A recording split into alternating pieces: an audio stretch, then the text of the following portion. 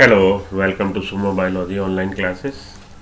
चलिए हम लोग पढ़ रहे हैं chapter 9 biomolecules, class 11 biomolecules chapter is going on and in this lecture we are going to discuss enzymes. हम लोग एंजाइम को डिस्कस करने जा रहे हैं। ठीक है जी, ये टॉपिक आपका एंजाइम्स का। चलिए चालू करें। Almost all enzymes are protein. पहले बोला जाता था all enzymes are protein, now statement has been change. हम लोग बोलते हैं all enzymes are, almost all enzymes are protein, क्योंकि कुछ एंजाइम राइबोजाइम भी डिस्कवर हो गए जहाँ पे आरएनए एंजाइम की तरह काम करता है। सो nowadays we can't issue the statement that all enzymes are protein. Rather, the correct statement is almost all enzymes are protein. Almost all enzymes are protein. There are some nucleic acid that behave like enzymes. कुछ nucleic acid है, नम nucleic acid वो RNA है, और RNA को हम लोग ribozyme, जहाँ पे आरएनए एंजाइम की तरह काम करता है, ribozyme. These are called ribozymes. One can depict an enzyme by a linear diagram. हम लोग लीनियर डायग्राम से एंजाइम को दिखा सकते हैं। An enzyme like any protein as a primary structure. अगर आपको याद हो, when we discuss the protein, हमने प्रोटीन के 4 स्ट्रक्चर डिस्कस किए थे। 4 लेवल पे हम डिस्कस कर सकते हैं प्रोटीन के स्ट्रक्चर को। Primary structure, secondary structure, tertiary, quaternary. तो प्राइमरी स्ट्रक्चर क्या है? प्राइमरी स्ट्रक्चर जब आप प्रोटीन को एक एज्यूम करें, एक स्ट्रेट रॉड, और आप केवल ये बता दें कि कितने इसमें अमीनो एसिड है और सीरियल नंबर किस नंबर पे कौन सा अमीनो एसिड है, फ्रॉम 1 टू द लास्ट आपने डिस्क्राइब कर दिया कि पहला अमीनो एसिड हमारा मिथियोनिन, सेकंड वेलाइन, थर्ड हमारा एलानिन, सो ऑन। जब आप total number of amino acid, the number of amino acid and the sequence, serial number amino acid बताते हैं, तब वो बताता है उसका प्राइमरी स्ट्रक्चर। सेकेंडरी स्ट्रक्चर में आप देख रहे हैं कि भाई ये स्ट्रेट रॉड नहीं है, इसमें हेलिकल्स भी हैं, राइट हैंडेड हेलिकल है, उसके अलावा सर्टेन ट्विस्ट टर्न्स हैं। जब आप उसको भी डिस्क्राइब कर देते हो तो सेकेंडरी स्ट्रक्चर है। टर्शरी स्ट्रक्चर, जब आप ये देखते हैं कि ये जो पॉलीपेप्टाइड चेन है, इट्स फोल्डेड अपॉन इटसेल्फ, अपनी खुद की एक्सिस पे फोल्ड कर रही है, लाइक अ woollen ball, hollow woollen ball. तो इसको जब आप डिस्क्राइब कर देते हो like a hollow woollen ball, the polypeptide chain is folded upon itself, its own axis, और उसमें ट्विस्ट टर्न वगैरह, जब उसको आप डिस्क्राइब कर देते हो तो वो हो जाएगा टर्शरी स्ट्रक्चर। और क्वार्टरी स्ट्रक्चर कि प्रोटीन में more than one polypeptide chain है, तो पॉलीपेप्टाइड चेन्स का आपस में क्या कॉन्फ़िगरेशन है, जब आप उसको डिस्क्राइब कर देते हो तो हो जाता है क्वाटरनरी स्ट्रक्चर। तो enzyme like any protein has a primary structure. Enzyme में प्रोटीन की तरह ही प्राइमरी स्ट्रक्चर होगा, अमीनो एसिड सीक्वेंस बता दिए। And enzyme like any protein has the, enzyme किसी प्रोटीन की तरह has the secondary and the tertiary structure. तो सेकेंडरी और टर्शरी स्ट्रक्चर भी है, सेकेंडरी और टर्शरी स्ट्रक्चर भी है। When you look at a tertiary structure, you will notice that the backbone of the protein chain folds upon itself। और जब आप टर्शरी स्ट्रक्चर की बात करते हैं तो primary structure, secondary structure, tertiary structure है। ठीक है जी। You will notice that the backbone of the protein chain folds upon itself. The chain crisscrosses itself and hence many crevices and pockets are made। तो ये जो tertiary structure में भाई ये chain अपने आप पे खुद ही ट्विस्ट टर्न दिखा रही है, फोल्डेड अपॉन इटसेल्फ, खुद ही अपने पे मुड़ी हुई है, झुकी हुई है। चेन क्रिस क्रॉसेज इटसेल्फ, अपने आप को ही वो क्रिस क्रॉस कर रही है। And hence many crevices and pockets are made. तो कई सारे खांचे, पॉकेट्स बन जाएंगे। One such pocket is the active site, और इसी तरह की एक पॉकेट है active site. An active site of an enzyme is a crevice or pocket into which the substrate fit। तो एक्टिव साइट क्या है? Active site of an enzyme is a pocket, एक खांचा है, क्रिवाइस है, into which the substrate fit, जिसमें substrate fit बैठ जाता है। Thus enzymes through their active site catalyze reaction at a higher rate। इस तरह से एंजाइम अपनी एक्टिव साइट की सहायता से कैटालिसिस करता है, रिएक्शन को हायर स्पीड पे ले जाता है। Enzyme catalyst differ from inorganic catalyst in many way. ये जो एंजाइम कैटालिस्ट की तरह काम कर रहे हैं, enzyme catalyst differ from inorganic catalyst in many ways, कई सारे बातों में ये इनऑर्गेनिक कैटालिस्ट से अलग है। But one major difference need mention, inorganic catalyst work efficiently at high temperature at high pressure while enzyme get damage at high temperature.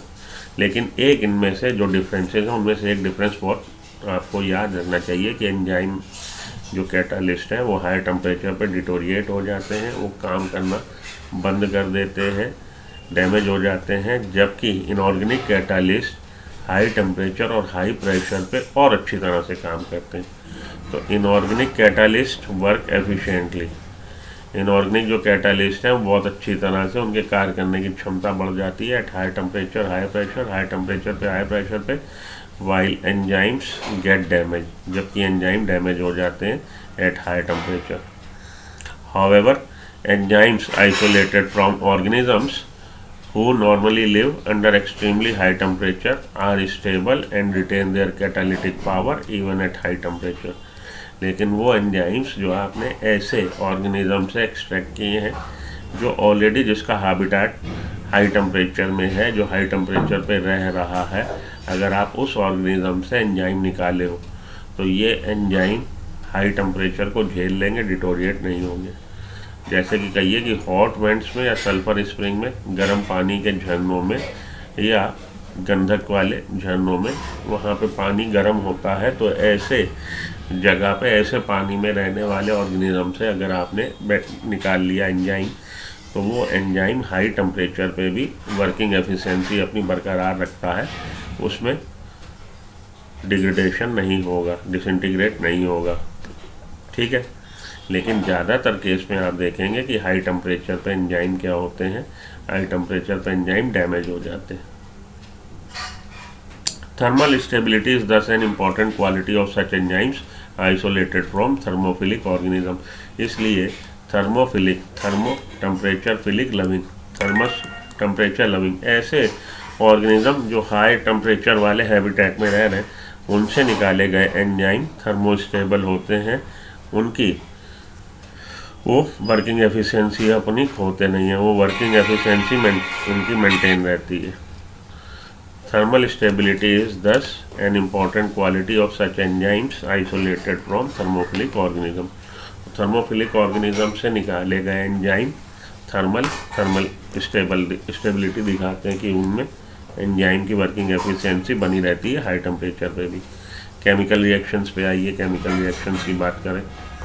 How do we understand this enzymes, हम इन enzymes को समझने के लिए क्या करें। Let us first understand a chemical reaction. सबसे पहले तो केमिकल रिएक्शन समझे, फिर एंजाइम की हम कार्य पद्धति, कार्य करने के तरीके को समझें। Chemical compounds undergo two types of changes. A physical change simply refers to the change in shape without breaking of bond. तो या तो फिजिकल चेंज हो गया, फिजिकल चेंज का मतलब है simply refers to the change in shape, shape change हो गई।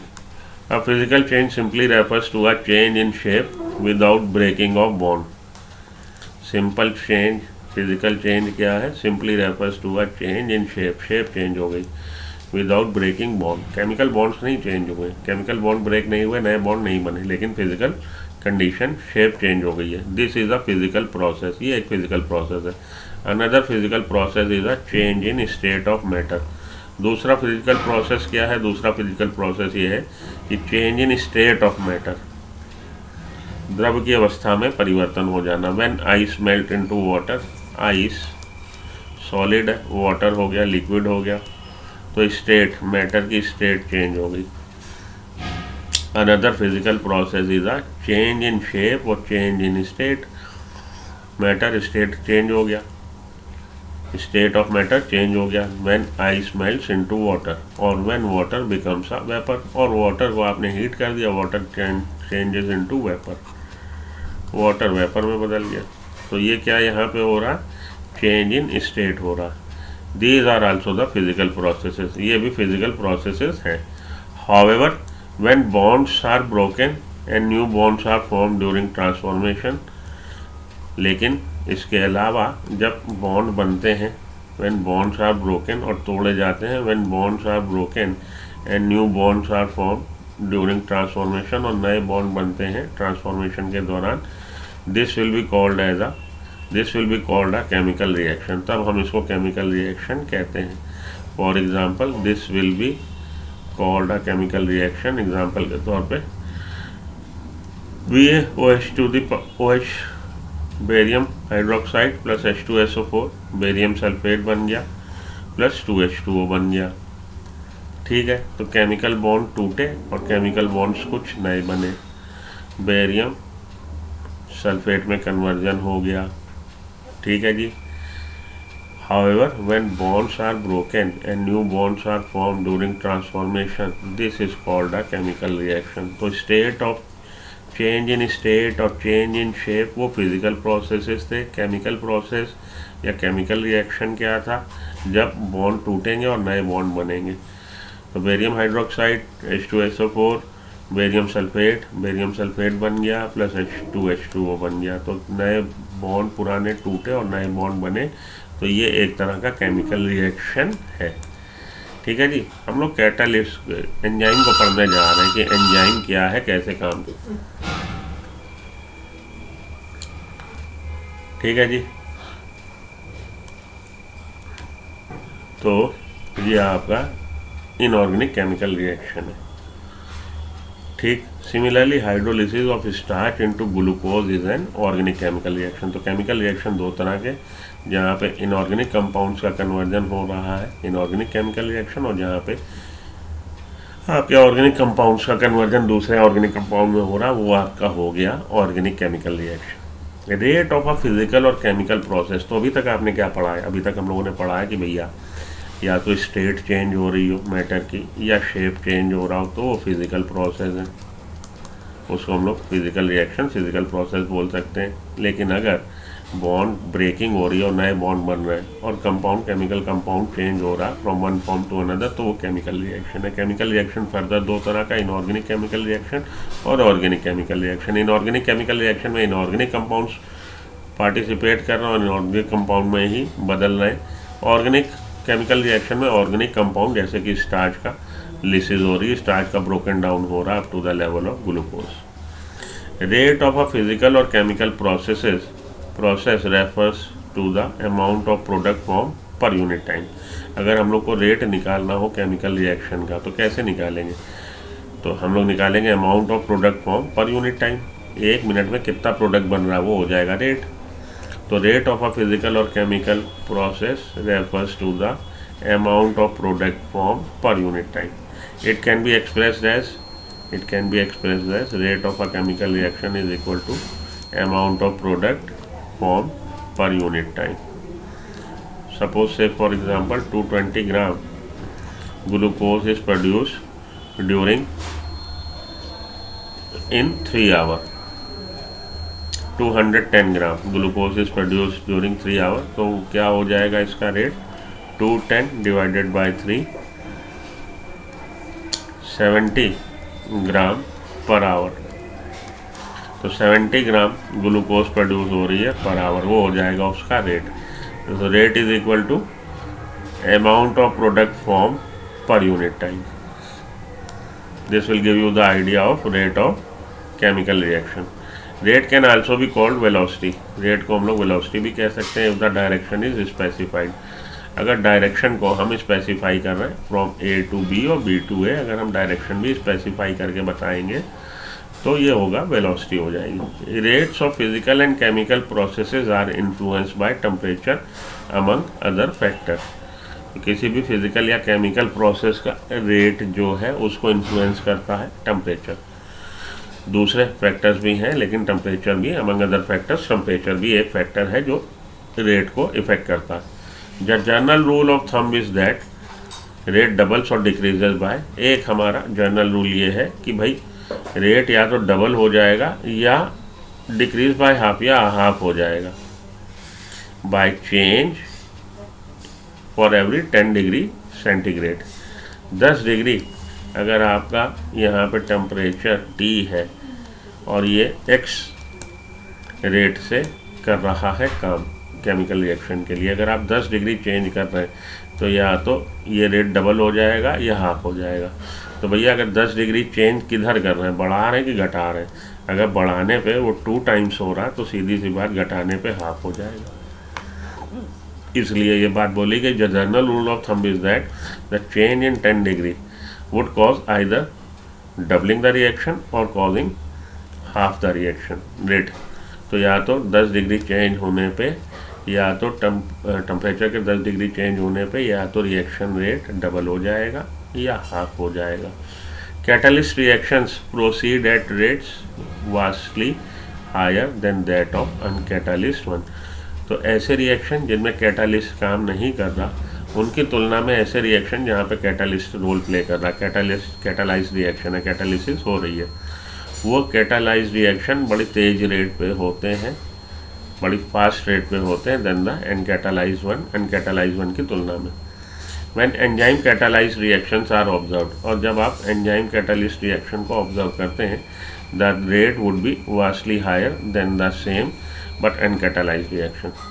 तब आप देखेंगे when enzyme catalyst reactions are observed, जब आप एंजाइम कैटालिस्ट रिएक्शन को ऑब्जर्व करते हैं, the rate would be vastly higher than the same but uncatalyse reaction. तो कैटालाइज रिएक्शन के रेट अनकैटालाइज रिएक्शन की तुलना में बहुत तेज होते हैं। For example CO2 carbon dioxide का घुलना when dissolved into water produces carbonic acid. Carbon dioxide का वाटर में डिजॉल्व होना, कार्बन डाइऑक्साइड वाटर में डिजॉल्व होकर कार्बोनिक एसिड बनाती है। In the absence of any enzyme this reaction is very slow. One enzyme नहीं है, रिएक्शन बहुत स्लो है with about 200 molecules of H2CO3 being formed in an hour. तो 1 घंटे में 1 आवर में 200 मॉलिक्यूल्स प्रोड्यूस हो रहे हैं।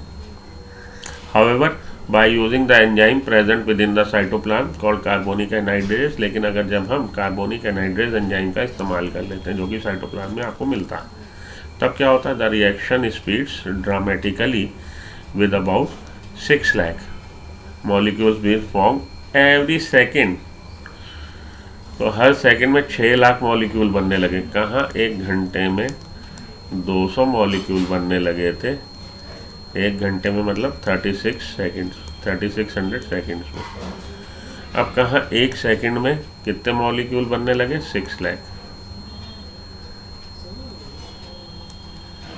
कितना ज़्यादा रेट का चेंज आ गया। The enzyme has accelerated the reaction rate by about 10 million times. कितने गुना रेट बढ़ा दिया, 10 मिलियन टाइम्स रेट बढ़ा दिया। तो एंजाइम की प्रेजेंस में 10 मिलियन टाइम्स तक रेट बढ़ जाता है, ऐसा ये समझ में आ रहा है इस वाले एग्जाम्पल से आपको। The enzyme has accelerated the reaction rate by about 10 million times. The power of enzymes is incredible Indeed. तो हम लोग कह सकते हैं कि ये एंजाइम की जो क्षमता है, पावर है, वो अतुलनीय है, इनक्रेडिबल है। वास्तव में ये अतुलनीय होती है, इतनी तेज रिएक्शन रेट ये बढ़ा दिया इसमें। तो देखिए इतनी ज़्यादा रेट बढ़ जाता है। जब वहाँ पे एंजाइम नहीं था तब 1 घंटे में 200 मॉलिक्यूल बन रहे थे, अब 1 सेकंड में 6 लाख बन रहे हैं। तो near about 10 million times rate बढ़ गया। The power of enzymes is incredible Indeed. अब इसकी जो पावर है एंजाइम की, वो बोल रहा है जी अतुलनीय होती है, इतनी ज़्यादा इसकी क्षमता, एफिशिएंसी है। There are thousands of types of enzyme which catalyse, each catalysing a unique chemical reaction. तो हज़ारों तरह के एंजाइम्स हैं और हर कोई स्पेसिफिक कोई एक केमिकल और मेटाबॉलिक रिएक्शन में पार्टिसिपेट कर रहा, कैटालाइजिंग कर रहा। A multiple step chemical reaction when each of the step is catalyzed by same enzyme complex or different enzyme is called a metabolic pathway।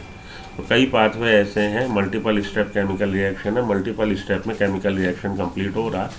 तो ये हो सकता है कि हर स्टेप पे अलग केमिकल रिएक्शन हो, या ये जो मल्टीपल स्टेप है, 2 3 4 स्टेप 5 स्टेप, उस पर सेम एंजाइम हो, ऐसा भी हो सकता है। Multiple step chemical reaction when each of the step is catalyze by, हर स्टेप जो है सेम एंजाइम कॉम्प्लेक्स काम कर रहा है या डिफरेंट एंजाइम कॉम्प्लेक्स काम कर रहा है। तो मल्टीपल स्टेप केमिकल रिएक्शन के लिए हम लोग टर्म यूज़ करते हैं मेटाबॉलिक पाथवे, जैसा कि ग्लाइकोलिसिस के लिए।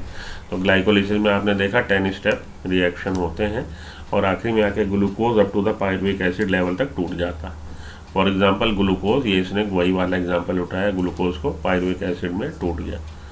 तो ये भी एक मेटाबॉलिक पाथवे है जिसमें हर स्टेप पे अलग एंजाइम है, is actually a metabolic pathway. तो ये एक रास्ते को बता रहा, मेटाबॉलिक पाथवे को बता रहा, in which glucose becomes pyruvic acid through 10 different enzyme. और 10 स्टेप है और हर स्टेप पे अलग एंजाइम है, 10 different enzyme catalysed metabolic reaction, हर स्टेप पे अलग एंजाइम है। When you study respiration in chapter 14 you will study this reaction. Respiration जब हम लोग पढ़ेंगे तो कह रहा जी ये रिएक्शन आपकी जानकारी में आ जाएंगे। At this stage you should know that this very metabolic pathway with 1 or 2 additional reactions give rise to a variety of metabolic end product। यहाँ पे आके यही जान लेना आपका ठीक रहेगा कि पायरुविक एसिड बनने के बाद 1, 2, 3 रिएक्शन और होते हैं और फाइनली हमें अलग अलग मेटाबॉलिक एंड प्रोडक्ट मिल जाते हैं। तो भाई पायरुविक एसिड का फेट क्या होगा वो डिपेंड करता है किस तरह की कंडीशन है, एरोबिक है कि एनाएरोबिक है। At this stage you should know that this very metabolic pathway with 1 or 2 additional reaction give rise to variety of metabolic end product। तो अलग अलग एंड प्रोडक्ट बन जाएंगे। In our skeletal muscle, skeletal muscle में under anaerobic condition lactic acid form, lactic acid बन जाता है।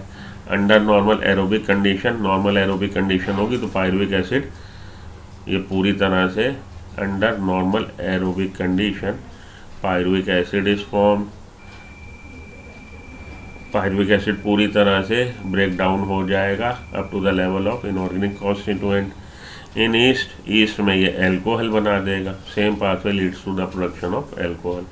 Hence in different condition different products are possible. तो अलग अलग कंडीशन में अलग अलग जो है पॉसिबल है। तो भैया ये क्या समझ में आया आपके कि एंजाइम ड्रिवन रिएक्शन जो होता है बहुत तेज होता है और एंजाइम ड्रिवन रिएक्शन में कितने % बढ़ सकता है, लगभग 10 मिलियन टाइम्स रेट बढ़ सकता है। ऐसा एक एग्जांपल आपके सामने आया है। और एंजाइम ड्रिवन रिएक्शन में ऐसा भी हो सकता है कि मल्टीपल स्टेप रिएक्शन हो, उसमें हर स्टेप पे सेम एंजाइम हो, सेम एंजाइम कॉम्प्लेक्स हो या अलग अलग हो, जैसा कि ग्लाइकोलिसिस में होता है। ग्लाइकोलिसिस के लिए आपने याद रखना 10 स्टेप रिएक्शन है, 10 स्टेप पे अलग अलग 10 एंजाइम्स है और आखिरी में आके glucose at the end of glycolysis pyruvic acid के 2 मॉलिक्यूल दे देता है। पायरुविक एसिड का फेट क्या होगा वो डिपेंड करता है कि किस तरह की कंडीशन है और कौन सी सेल्स हैं जहाँ पे आगे का गतिविधि हो रही है। ओके, इस लेवल पे आपने यहाँ पे इतना पढ़ लेना है इस वाले पैराग्राफ में। और कार्बोनिक एसिड वाला आपने एग्जाम्पल याद रखना है कि भाई जब कार्बोनिक एसिड पिक्चर में नहीं है तो CO2 का डिसोल्यूशन H2O में जो एक फिजिकल प्रोसेस है ये इतना स्लो है कि 1 घंटे में लगभग 200 मॉलिक्यूल H2CO3 के बन रहे कार्बोनिक एसिड के। In the presence of carbonic anhydrates 1 second में 6 लाख मॉलिक्यूल बनने लगते हैं। आगे चलिए, how do enzyme bring about such high rates of chemical conversion. Enzyme इतना फास्ट कैसे कर देता है, 10 मिलियन टाइम्स कैसे उसने तेजी ला दी, क्या है उसके पास जादू की छड़ी। To understand this we should study enzyme a little more. इसको समझने के लिए कि मैकेनिज्म क्या है, मोड ऑफ मैकेनिज्म, हम लोग को एंजाइम को थोड़ा और पढ़ना पड़ेगा। We have already understood the idea of active site. Active site की बात कर ली। एक्टिव साइट होती क्रिवेसिस है या पॉकेट है जिसमें ये सबस्ट्रेट बैठता है और सबस्ट्रेट को प्रोडक्ट में बदल देता है एंजाइम। द केमिकल और metabolic conversion refers to reaction. Chemical conversion और केमिकल कंपाउंड का दूसरे केमिकल कंपाउंड में वो रिएक्शन है। The chemical which is converted into a product is called substrate. और जो प्रोडक्ट में बदला जा रहा केमिकल उसको हम बोलेंगे सबस्ट्रेट। तो सबस्ट्रेट को प्रोडक्ट में बदल दिया जा रहा है। Hence enzyme that is protein with 3 dimensional structure including N active site convert a substrate into a product. तो एंजाइम क्या कर रहा है, सबस्ट्रेट को प्रोडक्ट में बदल रहा है। Symbolically this can be depicted as, अगर हम इसको संकेतात्मक रूप से प्रदर्शित करना चाहें तो सबस्ट्रेट को प्रोडक्ट में बदल दिया किसने, एंजाइम ने। It is now understood that substrate has to bind the enzyme at its active site within a given cleft और पॉकेट। अब यह समझा जा चुका है कि भाई जब ये सबस्ट्रेट को एंजाइम में बदला गया है तो सबस्ट्रेट को पहले एंजाइम की एक्टिव साइट से बाइंड होना पड़ेगा। Substrate has to bind with the active site of an enzyme. The substrate has to diffuse, substrate को डिफ्यूज होना पड़ेगा। Substrate has to diffuse towards the active site. Active site पर बैठने के लिए उसकी तरफ डिफ्यूज हुआ। There is thus an obligatory formation of ES complex. इस तरह से हम देखते हैं कि एक आवश्यक, इसेंशियल, ऑब्लिगेटरी का मतलब है इनएविटेबल, जो होना ही होना पड़ेगा, आवश्यक है। Obligatory formation of ES complex हो गया, एंजाइम सबस्ट्रेट कॉम्प्लेक्स बन गया। E stands for enzyme, E यहाँ पे एंजाइम को प्रदर्शित कर रहा है। This complex formation is a transient phenomena. और ये जो कॉम्प्लेक्स बना है, ट्रांजिट का मतलब है, ट्रांजिएंट का मतलब वक्ती तौर पे, कुछ समय के लिए। जब आप एक फेज से दूसरी फेज में बदल लो, तो मानिए डे से नाइट होने जा रही है, तो बीच में कुछ समय ऐसा आएगा कि जब इवनिंग हो जाएगी, ना तो डे ना तो नाइट, तो वो ट्रांजिट फेज है, ट्रांजिट फेज, ट्रांजिट फिनोमेनन की। एंजाइम बदल रहा है सबस्ट्रेट को प्रोडक्ट में बदलने के लिए एंजाइम को बाउंड होना पड़ेगा, बैठना पड़ेगा क्रेविसेस में, पॉकेट में, एक्टिव साइट की, एंजाइम की एक्टिव साइट की। During the state where substrate is bound to enzyme active site, a new structure of substrate called transition state structure is formed। तो ये जो ऑब्लिगेटरी एंजाइम सबस्ट्रेट कॉम्प्लेक्स बना, उसको हम लोग ट्रांजिशन स्टेट स्ट्रक्चर भी कह सकते हैं। सबस्ट्रेट का एक नया स्ट्रक्चर बन जाएगा, जिसको हम ट्रांजिशन स्टेट स्ट्रक्चर बोल रहे हैं। भाई ट्रांजिशन के दौरान जो बना एंजाइम सबस्ट्रेट कॉम्प्लेक्स, ऑब्लिगेटरी जो फॉर्मेशन हुआ और एंजाइम ने सबस्ट्रेट को प्रोडक्ट में बदल दिया, तो बीच में एक ट्रांजिट स्टेट स्ट्रक्चर बना, उसको हम ट्रांजिशन स्टेट स्ट्रक्चर बोल रहे हैं सबस्ट्रेट का। Very soon after the expected bond breaking and making, और बहुत जल्दी जब जो संभावित, जिसकी हम उम्मीद कर रहे हैं कि ये बॉन्ड तोड़े जाएंगे, नए बॉन्ड बनेंगे, बॉन्ड तोड़े गए, नए बॉन्ड बने, ये कंप्लीट हो गया, द प्रोडक्ट इज रिलीज। तो फाइनली जब बॉन्ड पुराने तोड़े गए और नए बॉन्ड बने, तो सबस्ट्रेट को प्रोडक्ट में बदल दिया गया। तो फाइनली क्या होगा, product is release from the active site, active site से प्रोडक्ट रिलीज हो जाएगा। In other words the structure of substrate get transform into the structure of product. दूसरे सरल शब्दों में बोले, आसान भाषा में, इतनी टफ ना करें, कि सबस्ट्रेट को बदल दिया गया प्रोडक्ट में। Structure of substrate transformed into the structure of product. The pathway of this transformation must go through so called transition state structure. और ये बदलने की प्रक्रिया, सबस्ट्रेट को प्रोडक्ट में बदलने की प्रक्रिया के दौरान ट्रांसफॉर्मेशन के दौरान ट्रांजिशन स्टेट स्ट्रक्चर जरूर आएगी। सबस्ट्रेट की ट्रांजिशन स्टेट स्ट्रक्चर जरूर आएगी, उसके बगैर काम नहीं चलेगा। तो सबस्ट्रेट को प्रोडक्ट में बदलने की प्रक्रिया के दौरान ट्रांजिशन स्टेट स्ट्रक्चर मस्ट है, आप उसको अवॉइड नहीं कर सकते, ठीक है। There could be many more altered structure state between the substrate, stable substrate and the product. और ये भी हो सकता है कि ये जो ट्रांजिशन स्टेट स्ट्रक्चर आई, जिसको हम कह रहे हैं, आप अवॉइड नहीं कर सकते, many more altered structural state, की और भी कई तरह की इस तरह की बदली हुई, ऑल्टर्ड, परिवर्तित स्ट्रक्चरल स्टेट हो स्टेबल प्रोडक्ट और स्टेबल सबस्ट्रेट के बीच में। ये बदली हुई जो परिस्थिति है, ट्रांजिशन स्टेट स्ट्रक्चर है, उसके ज़्यादा रूप हो। There could be many more, और भी हो सकते हैं, many more altered structure state between the stable substrate and product. Implicit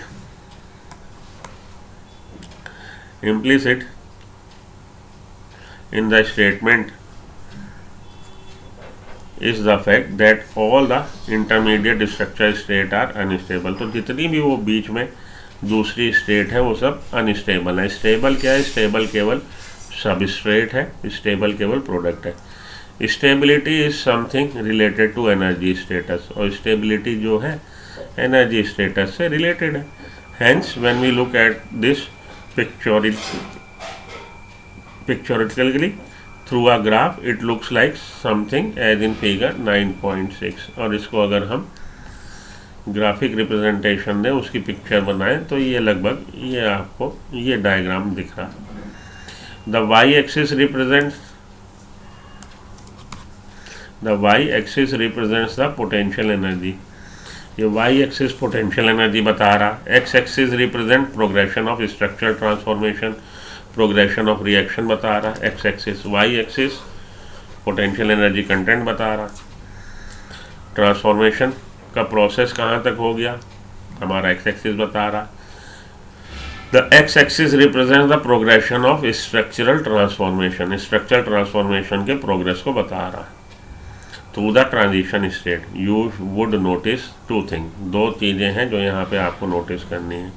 the energy level difference between substrate and product, एक तो सबस्ट्रेट या तो यहाँ पे, प्रोडक्ट यहाँ पे, या सबस्ट्रेट यहाँ पे। तो energy level difference between substrate and product, if the P is at a lower level, अगर प्रोडक्ट में एनर्जी लेवल कम है सबस्ट्रेट की तुलना में, अगर प्रोडक्ट में एनर्जी लेवल कम है, एनर्जी कम है सबस्ट्रेट की तुलना में, if P is at lower level than S the reaction is exothermic, तब रिएक्शन में एनर्जी रिलीज हो रही है। One need not to supply energy, तब हमें एनर्जी उसमें इस रिएक्शन के दौरान एनर्जी पुट करने की ज़रूरत नहीं है। However whether it is an exothermic और एंडोथर्मिक, और जब ये एंडोथर्मिक रिएक्शन है, मतलब एंडोथर्मिक रिएक्शन ये है कि जब पी की जो पोटेंशियल एनर्जी है वो इससे हायर हो, तब हमको एनर्जी पुट करनी पड़ेगी, तब ये एंडोथर्मिक रिएक्शन है। तो भले वो एक्सोथर्मिक रिएक्शन हो, भले एंडोथर्मिक रिएक्शन हो, एनर्जी रिक्वायरिंग या energy releasing, the S has to go through a much higher energy state और ट्रांजिशन स्टेट। तो जो ट्रांजिशन स्टेट बनी थी उसकी जो एनर्जी कंटेंट होगा वो हमेशा प्रोडक्ट से ज़्यादा होगा, ये बात दोनों से ज़्यादा होगा। तो उसको ट्रांजिशन स्टेट से निकल के जाना पड़ेगा। The S has to go through a much higher energy state और transition state. The difference in average energy content of S and that of this transition state is called activation energy, और इन दोनों का जो difference है उसको हम activation energy बोल रहे हैं। चलिए आइए वापस यहाँ पे है क्या बात समझो कि ये सबस्ट्रेट है, ये प्रोडक्ट या तो यहाँ पे हो सकता है, रिएक्शन यहाँ एंड होता तो ये यहाँ पे आ जाता, तो ये आपका एंडोथर्मिक रिएक्शन होता है, यहाँ पे हमें एनर्जी पुट करनी पड़ती। लेकिन भले एंडोथर्मिक हो भले एक्सोथर्मिक हो, अगर ये जो सबस्ट्रेट के लेवल एनर्जी है पी इससे हायर पॉइंट पे है तो एंडोथर्मिक रिएक्शन है, पी इससे लोअर पॉइंट पे है तो एक्सोथर्मिक रिएक्शन है। एक्सोथर्मिक रिएक्शन में you don't have to put energy from outside, it is energy releasing reaction, whereas in case of endothermic reaction you have to put energy from outside, it is energy consuming reaction. ठीक, तो भले exothermic हो भले endothermic हो, इसको substrate से product बनने के दौरान ट्रांजिशन स्टेट स्ट्रक्चर से निकल के जाना पड़ेगा, और ट्रांजिशन स्टेट स्ट्रक्चर का जो एनर्जी कंटेंट लेवल होगा वो हमेशा इन दोनों से हायर होगा। तो मतलब बीच में एक पीक आए, चोटी चढ़े बगैर आप ऐसे नहीं जा सकते, आपको एक बीच में पीक लेनी ही पड़ेगी। और इसका ट्रांजिशन स्टेट स्ट्रक्चर का जो एनर्जी कंटेंट है, एनर्जी लेवल है, और सब स्टेट का जो एनर्जी लेवल है, उन दोनों का जो डिफरेंस है वो डिफरेंस है हमारा एक्टिवेशन एनर्जी, वो कहलाएगा एक्टिवेशन एनर्जी। होता क्या है, एंजाइम की प्रेजेंस में चोटी स्टीप ना होकर थोड़ी सी फ्लैट हो जाती है, नीचे आ जाएगी, तब मतलब ये जो एक्टिवेशन एनर्जी रिक्वायर्ड है वो एक्टिवेशन एनर्जी का डिफरेंस कम हो, वो लेवल कम हो जाता है। तो एंजाइम की जब एंजाइम नहीं है तब एक्टिवेशन एनर्जी, ये इतना मच एनर्जी चाहिए उसको, तब ये रिएक्शन कंप्लीट हो पाएगा। अब उसको आपने एक छोटा रास्ता दे दिया कि बेटा तुम यहाँ से चले जाओ, डेस्टिनेशन स्टार्ट पॉइंट ये है, डेस्टिनेशन ये है, सेम है। एक बार वो इधर चोटी से जा रहा है और एक बार वो इस रेट इधर से जा रहा, तो कौन सा आसान है? ये आसान है, क्योंकि ये डिफरेंस कम है, एक्टिवेशन एनर्जी कम है। एक्टिवेशन एनर्जी क्या है? Potential energy content of transition state, transition structure state and substrate, उन दोनों का जो डिफरेंस है वो है हमारी एक्टिवेशन एनर्जी। क्लियर हो गई बात? तो ट्रांजिशन स्टेट स्ट्रक्चर से निकल के तो जाना ही पड़ेगा, और ये अल्टर्ड स्टेट जो है, अल्टर्ड स्ट्रक्चर वाली स्टेट, वो एक से ज़्यादा रूप में हो सकती है, हो सकता हो कई एक हो, लेकिन हमेशा ट्रांजिशन स्टेट स्ट्रक्चर का जो लेवल होगा एनर्जी का, वो सबस्ट्रेट और प्रोडक्ट दोनों से हायर पॉइंट होगा। ये बात आपने ध्यान में रखनी है। और ये जो हमारा ट्रांजिशन स्टेट स्ट्रक्चर है, ट्रांजिशन स्टेट स्ट्रक्चर और सबस्ट्रेट, इन दोनों का जो एनर्जी कंटेंट का डिफरेंस है, एनर्जी अमाउंट का डिफरेंस, वही है हमारा एक्टिवेशन एनर्जी। इतनी बातें ध्यान रख लीजिएगा, काम आपका चलेगा। Nature of enzymatic, enzyme reactions पे आइए। चलिए, nature of enzyme reaction. Each enzyme has a substrate binding site in its molecule so that a high reactive and enzyme substrate complex is produced. Each enzyme has a substrate binding site. Her enzyme की substrate binding site होती है. Each enzyme has a substrate binding site in its molecule so that highly reactive enzyme substrate complex is produced. तो highly reactive enzyme substrate complex बन जाएगा.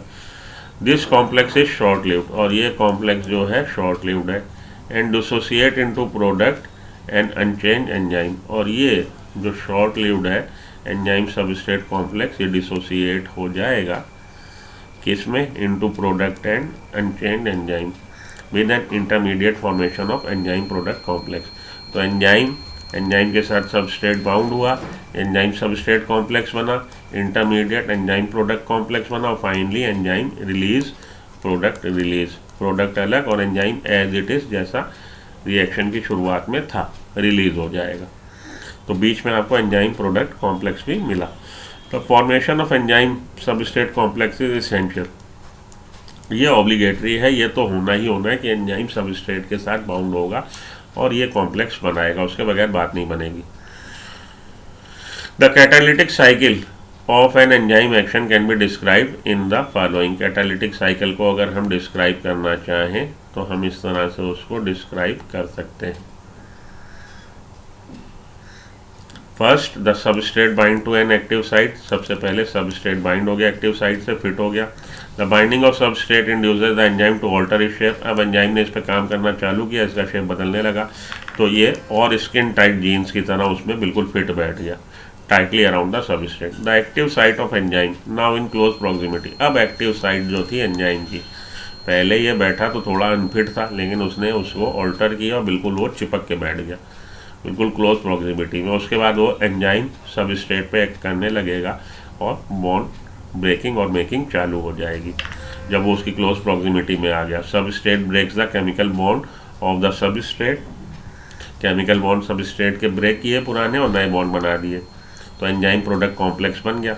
The enzyme releases the product और finally उसने product को release कर दिया and free enzyme is now ready to bind to another molecule of substrate. अब free हो गया enzyme, now it is free to bind with another molecule of substrate और उस पर करके उसको फिर से प्रोडक्ट में बदल सके. तो ये साइकिल गोज ऑन, ये साइकिल चलता रहेगा. ठीक है जी. फैक्टर अफेक्टिंग एंजाइम एक्टिविटी पे आइए अब हम लोग पढ़ें. Factor affecting enzyme activity.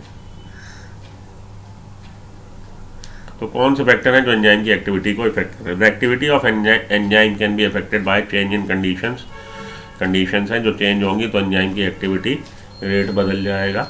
Which can alter the tertiary structure of protein. तो वो कंडीशंस टर्शरी स्ट्रक्चर को, क्योंकि टर्शरी स्ट्रक्चर हम लोगों ने पढ़ा था, tertiary structure is responsible for all the biological activity. तो टर्शरी स्ट्रक्चर जो भी कंडीशन टर्शरी स्ट्रक्चर बदल देगी एंजाइम की एफिशिएंसी को चेंज कर देगी. This include temperature, pH, change in substrate concentration और binding of specific chemical that regulates its activity. तो temperature, pH, change in substrate concentration, substrate का कंसंट्रेशन बढ़ा दीजिए या आप सबस्ट्रेट और एंजाइम की बाइंडिंग साइट को जो है बाइंड होने के उसको किसी और की प्रेजेंस में इफेक्ट कर दीजिए. तो बाइंडिंग ऑफ स्पेसिफिक केमिकल, आपका ये इनिबिटर अगर बाइंड हो गए एंजाइम की साइड चेन के साथ तो फिर वो केमिकल जो सबस्ट्रेट है बाइंड नहीं हो पाएगा. तो binding of specific chemical with the enzyme can also effect its activity. तो टेम्परेचर है, pH है, सबस्ट्रेट कंसंट्रेशन है and binding of specific chemicals to the enzyme. Temperature and pH पे आइए. Enzyme generally function in narrow range of temperature and pH. Enzyme एक specific pH और temperature पे काम करते हैं तो बहुत नैरो रेंज में काम करते हैं. Each enzyme shows it's highest activity at a particular temperature and pH. और हर एंजाइम एक पर्टिकुलर pH या टेम्परेचर पे हाईली सबसे ज़्यादा रिएक्टिव होता है, उसको हम लोग बोलते हैं ऑप्टिमम. सबसे बढ़िया optimum temperature and optimum pH. तो एंजाइम की एक्टिविटी पर्टिकुलर जिस pH पे या जिस टेम्परेचर पे मैक्सिमम है वो उसके लिए ऑप्टिमम है. Activity declines both. तो उस टेम्परेचर से अगर आप आगे बढ़ेंगे तो भी एक्टिविटी डिक्लाइन हो जाएगी, पीछे होंगे तो भी एक्टिविटी डिक्लाइन हो जाएगी. तो पीक आपको ऐसा दिख रहा है. इधर है आपका एंजाइम एक्टिविटी, इधर है टेम्परेचर। इस टेम्परेचर पे ये मैक्सिमम है, ये ऑप्टिमम है इसके लिए। तो टेम्परेचर बढ़ने से भी एक्टिविटी कम हो रही है, टेम्परेचर घटने से भी एक्टिविटी कम हो रही है। इसी तरह से ये हो गया टेम्परेचर के लिए। इसी तरह से यही ग्राफ आपका बनेगा पीएच के लिए कि पीएच वैल्यू, इधर ये पीएच वैल्यू है, इधर एंजाइम की एक्टिविटी रिएक्शन रेट है। तो पीएच की पर्टिकुलर पीएच पे, जिस पीएच पे उसकी मैक्सिमम आउटपुट है, मैक्सिमम सबसे बढ़िया काम कर रहा है, वो ऑप्टिमम है। बढ़ेगा पीएच तो भी उसका रिएक्शन रेट कम हो रहा है, घटेगा पीएच तो भी उसका रिएक्शन रेट या एफिशिएंसी कम हो रही है, एक्टिविटी डिक्लाइन कर जाएगी। Low temperature preserve the enzyme in a temporarily inactive state, whereas high temperature destroys enzyme activity because temperature are denatured by heat. ये वाली लाइन आप याद रख लीजिए, पूछा जाता है। लो टेम्परेचर पे क्या होता है, एंजाइम प्रिजर्व हो जाते हैं और हाई टेम्परेचर पे एंजाइम डिस्ट्रॉय हो जाएंगे। तो ये देखिए, इधर है पीएच, इधर एंजाइम एक्टिविटी, ये इसका ऑप्टिमम पीएच। पीएच बढ़ा तो भी एक्टिविटी गिर गई, पीएच घटा तो भी एक्टिविटी गिर गई। टेम्परेचर के लिए फिर से ये ग्राफ आ गया। ये है आपका ऑप्टिमम टेम्परेचर, टेम्परेचर बढ़ा एक्टिविटी कम, टेम्परेचर घटा एक्टिविटी कम। ठीक है, हाई टेम्परेचर और लो टेम्परेचर, ये सारी बातें हो गई। चलिए आगे चलें। कंसंट्रेशन ऑफ सबस्ट्रेट पे आइए। तीसरा हमारा फैक्टर है कंसंट्रेशन। फिर हम लोग देखेंगे बाइंडिंग ऑफ इनहिबिटर स्पेसिफिक, अगर कोई केमिकल बाउंड होता है उससे एक्टिव साइट से तो क्या इफेक्ट आता है। तो पहले अब हम लोग बात कर लें कंसंट्रेशन की। Concentration when with the increase in the substrate concentration, substrate concentration बढ़ेगी तो आप देखेंगे velocity of enzymatic reaction first बढ़ेगा। तो पहले तो बढ़ेगा क्योंकि फ्री एंजाइम को मौका मिला दूसरे के साथ काम करने का। अभी एंजाइम मॉलिक्यूल तो फ्री थे लेकिन सबस्ट्रेट ही नहीं था। तो जैसे जैसे बढ़ रहा है सबस्ट्रेट कंसंट्रेशन, एंजाइम रेट बढ़ रहा है। इधर है सबस्ट्रेट कंसंट्रेशन, इधर है एंजाइम रेट। लेकिन फाइनली एक जगह आके एसिम्पटोट हो जाएगा कि उसके बाद अगर एंजाइम कंसंट्रेशन बढ़ भी रही है तो रिएक्शन रेट नहीं बढ़ रहा, वो स्टेबल हो गया।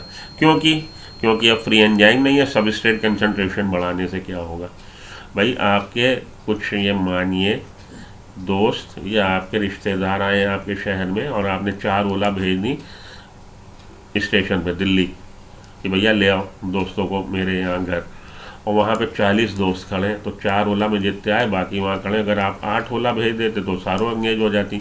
लेकिन अगर आप 10 ओला भेज देंगे तो वहाँ पे दोस्त भी तो हो जिसको लाद के लाएगा। ज़्यादा ओला करने से क्या होगा।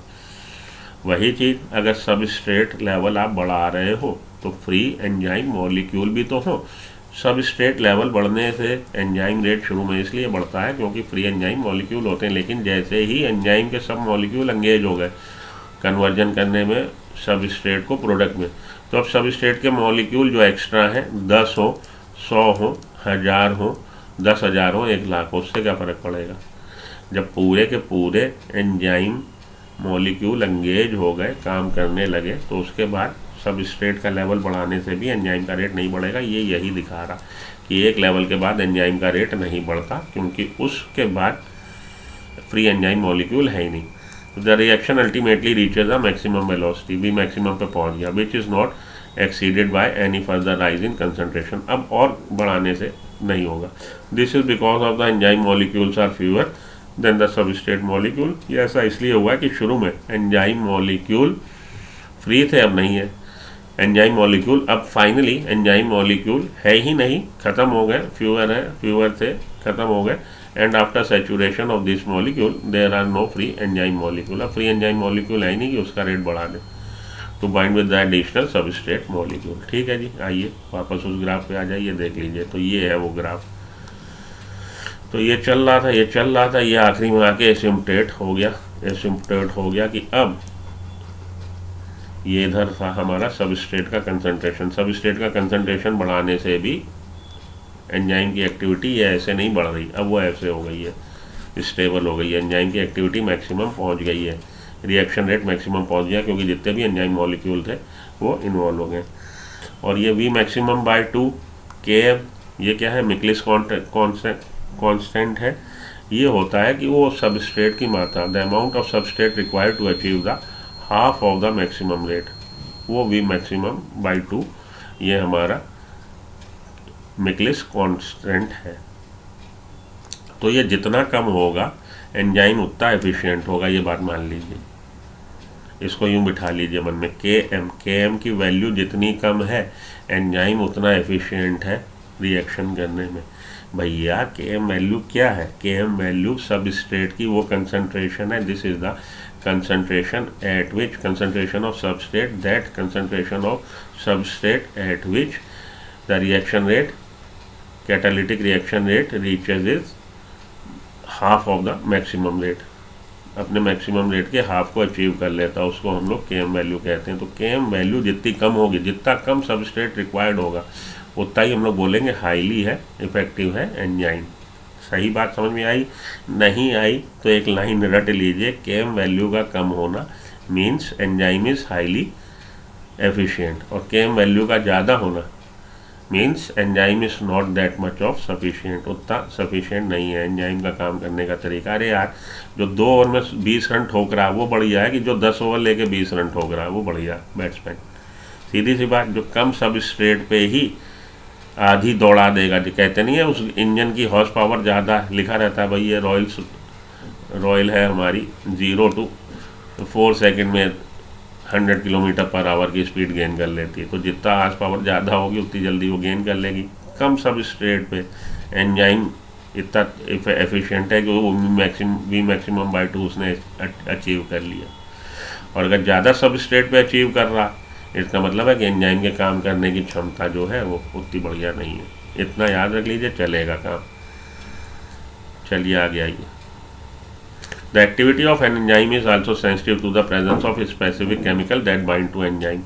अब एंजाइम की एक्टिविटी pH वैल्यू से, टेम्परेचर से तो इफेक्ट हो ही रही है, साथ में सबस्ट्रेट के कंसंट्रेशन से सब इफेक्ट हो रही है, साथ में कुछ ऐसे केमिकल्स हैं जिनकी प्रेजेंस एंजाइम की एक्टिविटी को इफेक्ट कर देती है, क्योंकि वो बाइंड हो जाते हैं इसकी एक्टिव साइट से या साइड चेन से। When the binding of the chemical shuts of enzyme activity the process is called inhibition. अब अगर कोई केमिकल एंजाइम के साथ बाउंड हुआ, उसको काम ना करने दे, तो इनिबिटर है, इनिबिशन की तरह का उसको प्रोसेस को इनिबिट कर रहा, इनिबिटर है, इनिबिट कर दिया।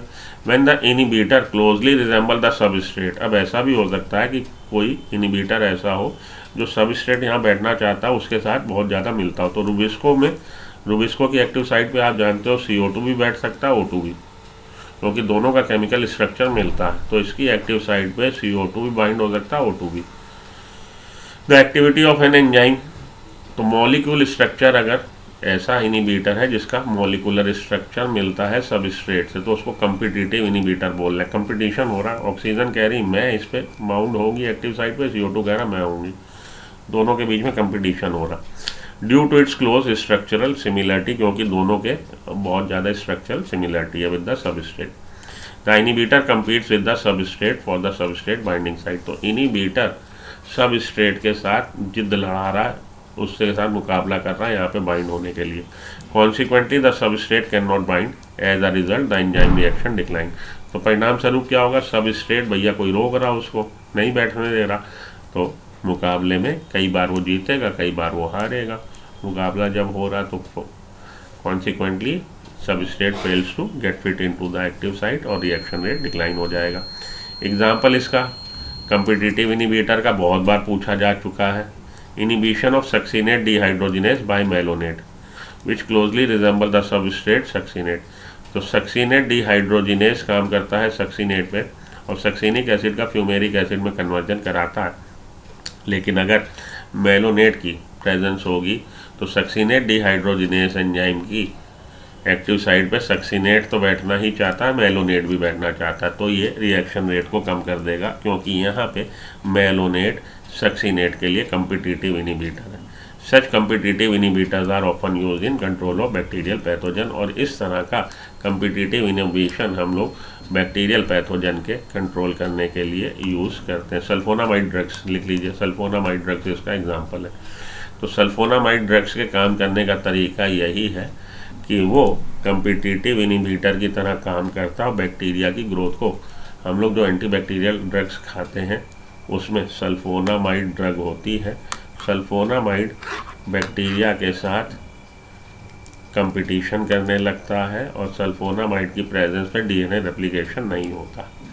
फोलिक एसिड के साथ ये फोलिक एसिड के साथ कंपटीशन करता है, तो फोलिक एसिड का डीएनए रेप्लिकेशन में रोल है। फोलिक एसिड बनेगा नहीं तो डीएनए रेप्लिकेशन होगा नहीं, तो बैक्टीरियल ग्रोथ जो है नहीं हो पाती। आप इसका एग्जाम्पल खाली ये लिख लो, सल्फोनामाइड ड्रग्स, ये लिख लो आप, और आपसे कुछ ना पूछा जाएगा। सल्फोनामाइड ड्रग्स जो एंटीबैक्टीरियल ड्रग है, और इसका काम क्या है कि ये कम्पिटिटिव इनिबिशन करती हैं, उसके सिद्धांत पे काम करती हैं, और फोलिक एसिड नहीं बनने देती। फोलिक एसिड का सिंथेसिस नहीं होगा। फोलिक एसिड रिक्वायर्ड है डीएनए डुप्लीकेशन के लिए। तो बैक्टीरिया जब डिवाइड करेगा, आपके में आ गया 4 बैक्टीरिया बाहर से आ गए, नंबर बढ़ाना चाहते हैं, बैक्टीरिया डिवाइड करेगा, डीएनए डुप्लीकेशन भी तो करेगा, डीएनए डुप्लीकेशन नहीं होगा, बैक्टीरिया का नंबर नहीं बढ़ेगा, तो आप जल्दी से बैक्टीरियल इन्फेक्शन से उभर जाओगे। तो सल्फोनामाइड ड्रग्स लिख लीजिए, ये सब फोलिक एसिड डीएनए मन में बिठा लीजिए, पूछा ना जाता। आपसे पूछा जाता है एंटीबैक्टीरियल ड्रग्स किस सिद्धांत पे काम करती हैं। एंटीबैक्टीरियल ड्रग्स कम्पिटिटिव इनिबिटर सिद्धांत पे काम करती हैं। क्या उसमें सल्फोनामाइड्स, इससे ज़्यादा नहीं पूछा जाएगा। तो इतना आप पढ़िए, क्वेश्चन लगाइए, मिलिए ब्रेक के बाद मुझसे अगले लेक्चर के लिए।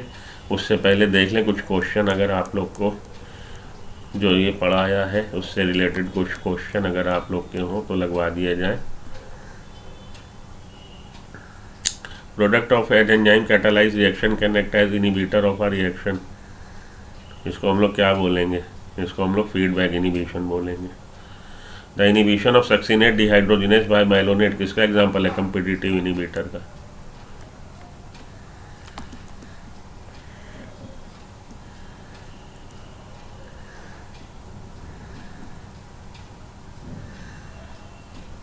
ऑप्टिमम टेम्परेचर पूछ रहा है, मोस्ट ऑफ द एंजाइम्स का ऑप्टिमम टेम्परेचर क्या है ह्यूमन बीइंग के लिए। हम लोग 37 डिग्री सेंटीग्रेड है हम लोग का टेम्परेचर, कोर टेम्परेचर, तो 30 से 45 के बीच वाले को चुन लीजिए, आंसर भी।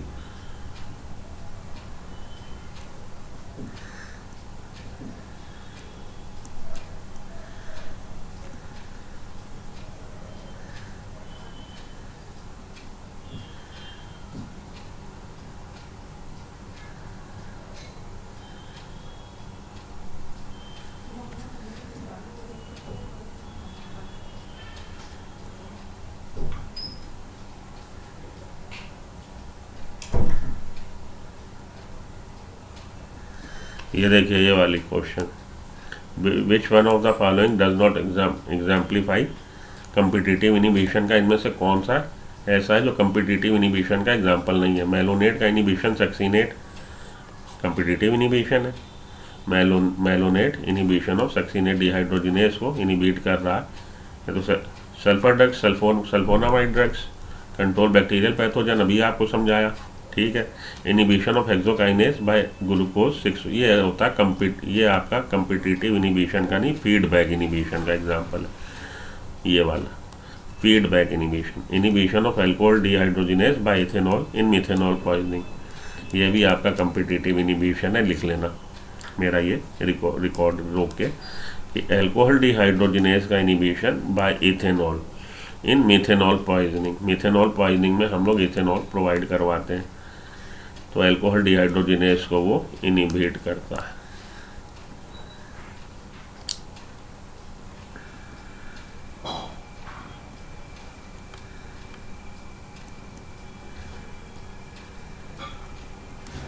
ठीक है, ये आप अपने आप क्वेश्चन लगाइए, अपनी उससे ज़्यादा नहीं आता, इसमें यही सब पूछा जाता है। अगले लेक्चर में हम लोग क्लासिफिकेशन एंजाइम नॉमेनक्लेचर पढ़ते हैं और कोफैक्टर्स पढ़ते हैं। ये मैंने इसलिए रोका है क्योंकि मोस्ट प्रोबेबली क्वेश्चन इसी वाले सेक्शन से आता है। एक तो आपके ये कंसंट्रेशन सबस्ट्रेट, ये वाला सेक्शन इम्पोर्टेंट है, इस सेक्शन को अच्छे से पढ़ लीजिए, और अगला सेक्शन आपका इम्पोर्टेंट है, तो अगले सेक्शन को हम लोग अलग उसमें लेक्चर में पढ़ते हैं।